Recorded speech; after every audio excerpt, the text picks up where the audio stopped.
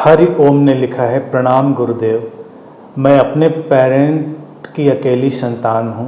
Family शादी के लिए दबाव डालती है, लेकिन मैंने फैमिली में इतनी लड़ाई देखी है कि मैं शादी इमेजिन नहीं कर पाता। इच्छा नहीं होती।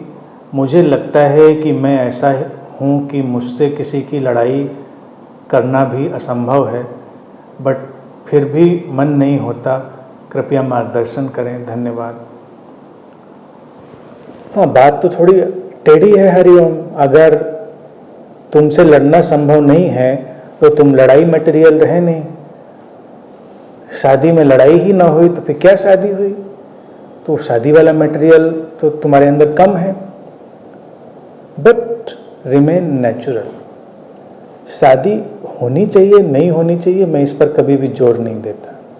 क्या होना चाहिए क्या नहीं होना चाहिए, इसको समग्र परिस्थितियों पर, टोटल सिचुएशंस और टोटल अंडरस्टैंडिंग पर ही आधारित होना चाहिए।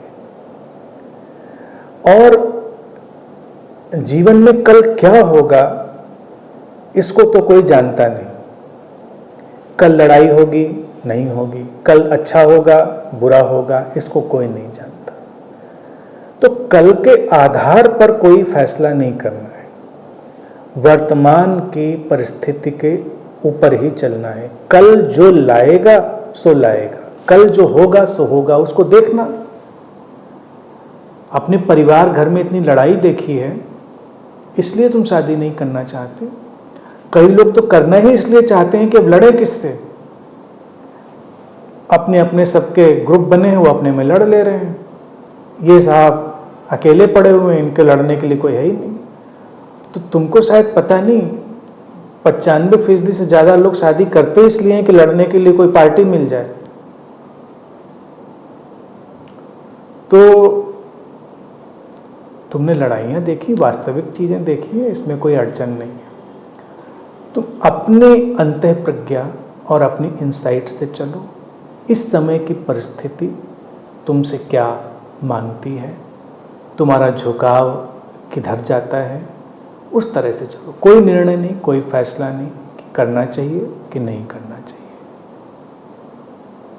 अपनी अंतर्दृष्टि और वर्तमान, भविष्य की चिंता मत करो। भविष्य में क्या होगा, भविष्य कोई नहीं जानता। अभी वर्तमान में अपनी सारी चीज़ों को टटोलो और देखो, क्योंकि किसी का साथ दो चीज़ें पैदा कर सकता है, नर्क भी और स्वर्ग भी। तो लेकिन ये तो पता तभी चलेगा जब रास्ते पे चलेंगे।